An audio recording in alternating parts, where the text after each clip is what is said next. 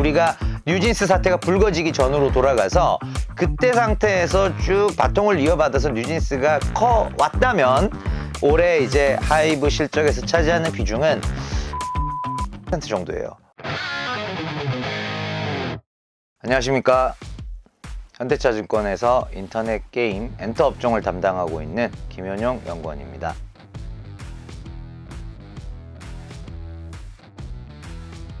엔터주의 주가 상승 배경은 세 가지로 요약해 볼 수 있습니다.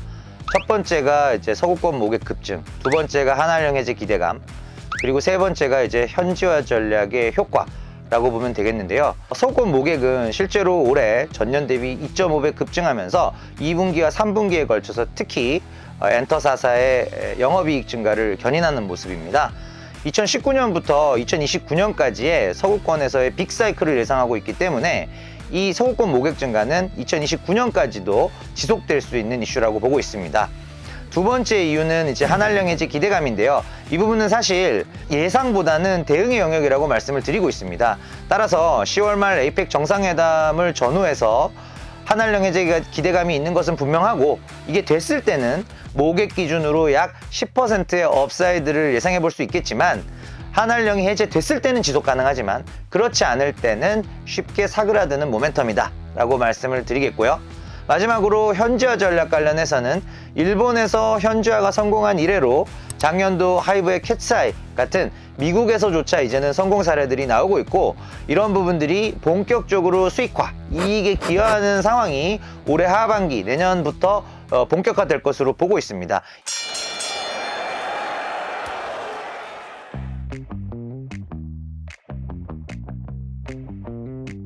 BTS 완전체가 6월 21일 마지막 전역 멤버인 슈가의 전역으로 인해서 완전체가 구성이 되었습니다. 이 상태에서 이제 앨범 발매 및 공연에 대한 준비를 들어갈 거고요. 저는 한 4분기 안에는, 즉 올해 안에는 앨범이 나오지 않을까라는 생각을 하고 있고요. 앨범 직후에 이제 공연을 떠날 텐데, 공연 시점은 2026년 빠르면 1월, 늦어도 2월 정도부터 해서 9개월에서 10개월간 이어지는 상당히 긴 투어를 예상하고 있습니다. 그 이유는 제재제 계약이 27년 말이나 28년 초에 타이밍상 도래할 것으로 예상하고 있습니다만, 그 이전에 대규모의 긴 투어, 9개월, 10개월짜리 긴 투어를 할 수 있는 최적의 기간은 2026년 투어가 마지막일 것으로 예상을 하고 있습니다. 따라서 그 어느 때보다도 화려한 규모를 예상하고 있고요. 앨범의 경우에는 연내 11월, 12월 정도에 나와서 내심 워낙 오랜만에 나온 앨범이다 보니 500에서 600만 장 이상의 판매량을 기대하고 있고요. 투어의 경우에도 마찬가지로 글로벌 빅3 공연 아티스트에 들기 위한 조건은 연간 모객 400만 명입니다. 70회차 400만 명. 70회차를 하려면 5월 8회차 정도 하기 때문에 9개월 소요됩니다. 9개월 70회차 400만 명. 이게 저희 기본적인 시나리오라고 보시면 되겠고, 이걸 넘어서면 넘어설수록 빅3가 아니라 이제는 2위, 1위 공연 아티스트로 글로벌하게 이 부분을 좀 노릴 수 있다라는 점에서 거기까지도 열어두고 있는 상황입니다.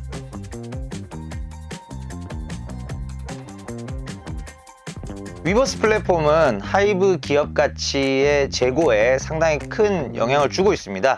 실제로 다른 3사는 가지고 있지 않은 플랫폼 사업자로서 이 플랫폼을 통해서 팬클럽 가입, 그리고 앨범의 구매, 그리고 굿즈의 구입, 이런 것들이 일반적으로 전부 다 가능하기 때문입니다. 플랫폼인 위버스를 보유하고 있고 압도적 1위 포지션을 자랑하는 하이브의 경우에는 당연히 멀티플도 더 높아야 하고, 타겟 멀티플은 주가 수익 배수 40배를 말씀드리고 있습니다. 따라서 현재 32배에서도 신규 매수로도 충분히 진입할 만한 매력이 있고, 보유하고 계시다면은 당연히 40배까지의 강홀딩을 지금 말씀을 드리고 있습니다. 월간 활성 이용자 수가 지금 1000만 명 레벨에서 좀 다소 고전하고 있는 모습인데요. 글로벌 아티스트들의 유입, 그리고 국내에서도 조금 더 탑티어 아티스트들을 적극적으로 유입함으로써 이 MAU가 1000만 명을 강하게 돌파하고 매출이 늘어나는 그럴 가능성은 여전히 상존하고 있습니다. 따라서 후발 3사 대비 펄을 한 50% 정도 프리미엄을 받고 있는 상황인데,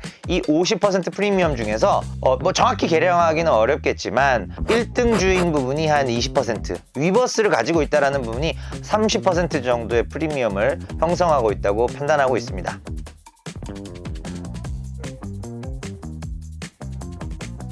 하이브는 지금 신인들이 나오는 족족 다 매우 잘 되고 있습니다. 보이넥스트 도어가 사실 2분기에만 앨범을 150만 장 이상 판매하면서 엄청나게 빠른 속도로 팬덤을 확장하고 있고, 또 보이넥스트 도어, 투어스 모두 이제 데뷔한 뭐 만으로 1년에서 2년 정도밖에 안 된 팀들이지만 월드 투어를 올해 돌면서 굉장히 가파르게 스케일업을 하고 있는 모습이 포착이 되고 있습니다. 걸그룹 같은 경우에는 이제 아일릿 이 있을 텐데, 아일릿도 이제 앨범을 6월 달에 내면서 활동을 좀 본격적으로 하려고 하고 있고요. 또 이제 뭐 신인이라고 하긴 어렵지만 르세라핌이 이제 뉴진스가 지금 활동 부재인 상황에서 르세라핌이 고군분투를 하고 있는데요. 구체적으로 보더라도 올해 전체 투어 규모를 40만 명, 연간 40만 명까지 키워가면서 블랙핑크, 트와이스를 뺀 4세대 이하 걸그룹에서 올해 연간 모객 수 1위를 차지할 곳이 르세라핌하고 베이비몬스터가 비슷하게 지금 40만 명 정도 하고 있거든요. 그 정도로 르세라핌이 많이 올라온 상황이다, 이렇게 보시면 되겠고요. 뉴진스 관련해서는 아직까지도 이제 법정 공방이 이어지고 있고, 다만 법원에서는 이제 어도어의 손을 계속적으로 들어주고 있는 상황입니다. 따라서 이제 뉴진스가 뭐 다시 활동을 할 수 있는지 없는지 많이들 궁금해 하실 텐데요. 일단은 활동이 된다라고 했을 때, 즉 우리가 뉴진스 사태가 불거지기 전으로 돌아가서 그때 상태에서 쭉 바통을 이어받아서 뉴진스가 커왔다면 올해 이제 하이브 실적에서 차지하는 비중은 6에서 7% 정도예요. 그 대단한 뉴진스도 하이브 안에서는 6에서 7% 정도의 비중이에요. 물론 그 비중은 올 연초에 대부분의 시장 참여자들이 그 숫자는 없는 것으로 보고 지금의 컨센서스가 형성이 되어 있기 때문에 지금처럼 계속 활동을 못하는 상태가 되더라도 주가에 미치는 영향은 없습니다.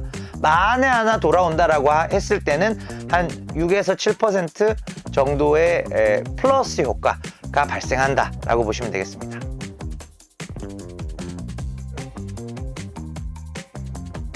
JYP가 차선 호주인 이유는 스트레이키즈와 트와이스가 전 세계적으로 굉장히 잘하고 있기 때문이죠.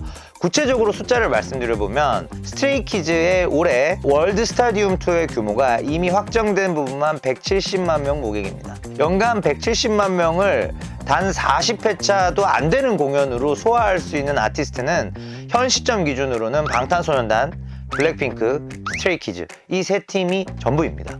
그 안에 이제 들어가는 월드 클래스 아티스트가 되었고, 또 트와이스의 경우에도 올해 이제 2년마다 대규모 월드 투어를 한 번씩 하는데요. 올해도 25, 26 월드 투어의 시작을 알린 바 있고, 또 7월 달에 오랜만에 또 정규 앨범으로 컴백을 하는 상황입니다.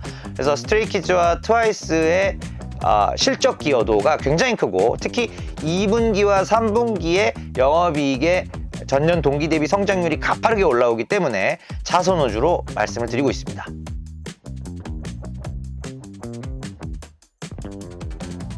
우선 이제 저희 투자 포인트가 되고 있는 서구권 모객 관련해서 본다면, 방탄소년단을 빼고는 지금 스트레이키즈가 하이브 내의 다른 아티스트들, 어떤 아티스트들보다도 서구권 모객력에 있어서는 우위에 있습니다. 그만큼 방탄소년단이 없이도 스트레이키즈와 트와이스를 가지고 JYP를 여기까지 키워냈다, 이런 부분들을 굉장히 높게 평가할 수가 있겠습니다. 두 번째로 이제 중국 관련해서 본다면, 사실 중국에서 대규모 공연을 해본 적은 아직은 없습니다만, 만약에 한알령이 해체된다면 방탄소년단을 중국인들이 더 원하지 않을까요? 그 정도로 흥행에는 뭐 이견이 없다라고 볼 수가 있겠는데, JYP의 경우에는 중국 쪽으로는 아티스트들의 영향력이 다소 약한 것이 사실입니다. 그래서 빅뱅을 보유하고 있는 이제 YG, 물론 빅뱅은 지금 현재로서는 YG 소속사가 아니지만 내년에 예상되는 이제 빅뱅의 완전체 공연 재결합의 경우에는 YG를 소속으로 활동할 가능성이 매우 높죠. 그래서 중국에서 영향력 있는 아티스트들이 SM이나 YG는 어느 정도 있지만 JYP는 그런 부분은 다소 약하다라고 말씀드리겠고요. 세 번째 투자 포인트로 말씀드렸던 현지화 아이돌 전략, 여기에 있어서는 JYP도 일본에서 걸그룹 니쥬 그리고 일본에서 활동하는 보이그룹 넥스지를 어느 정도 시장에 안착시켰고요. 그리고 이제 L2K를 통해서 이제 라틴 투 코리아라고 해서 남미 쪽 현지 아이돌 프로젝트도 지금 이제 곧 가동이 될 예정이고, 또 프로젝트 C 중국 보이그룹도 연내에 추가 데뷔를 앞두고 있는 상황입니다. 물론 하이브만큼 동시다발적으로 상당한 규모의 현지화 전략을 운영하기는 쉽지는 않습니다만 중국과 남미 지역에서 충분한 수준 이상의 대응을 하고 있다라는 게 JYP에 대해서 드릴 수 있는 말씀입니다.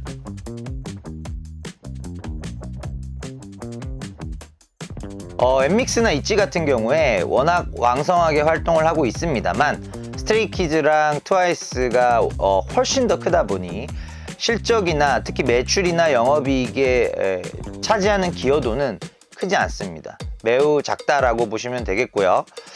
이런 부분들이 사실 이제 JYP를 투자하시는 분들이 JYP의 약점으로 꼽는 부분이 중국이 약하다, 그리고 신인이 잘 안 되는 경향이 포착된다, 이 두 가지입니다. 그래서 그 관점에서 봤을 때 엠믹스랑 있지는 지금 상태에서의 활동을 잘 유지 및 서서히 성장시키는 정도의 전략이 필요할 것 같고요. 그것보다 이제 최근에 데뷔한 킥플립 같은 이제 보이그룹들이 이제 막 데뷔를 한 상황이고, 두 번째 앨범까지도 시장 반응이 좋았기 때문에 신인들을 조금 더 빠르게 스케일업 시키는 그런 전략이, 예를 들면 이제 경쟁사의 하이브의 보이넥스트 두어 아니면 SM의 라이즈 급으로 좀 빠르게 키워낼 수 있겠는가? 그게 현재 JYP 입장에서는 신인 전략에서 더 중요한 관전 포인트라고 하겠습니다.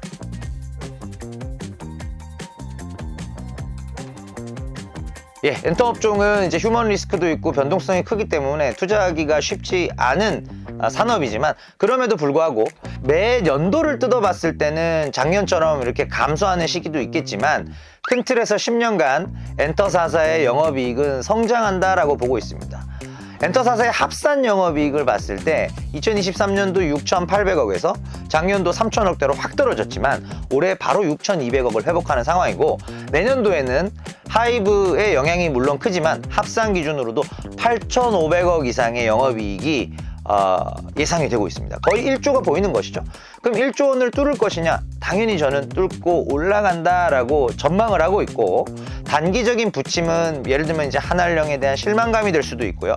하이브가 내년에는 영업이익이 워낙 좋은데 2027년도에는 또 실적 공백에 대한 우려가 있는 것이 사실입니다만, 그런 부침들을 이겨내고 우리가 봐야 될 것은 서구권 공연 시장에서 K-팝이 지금 몇 % 점하고 있느냐. 우리가 아시아를 점령했던 것처럼 2008년부터 한 10년간 점령했거든요.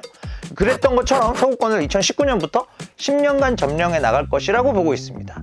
그런 관점에서 엔터는 좀 장기 투자가 가능한 산업군이다 라는 말씀을 드리겠습니다.